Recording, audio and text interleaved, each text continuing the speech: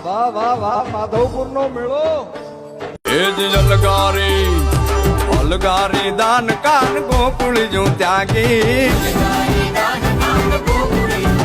પછી વન રાવણ વેણું નથી વાગી કિયે છે એમ રંગબીની રાધા પછી વન રાવણ વેણું નથી વાગી કિયે છે એમ રંગબીની રાધા એ રંગબીની રાધા ને લઈ બેસી બાધા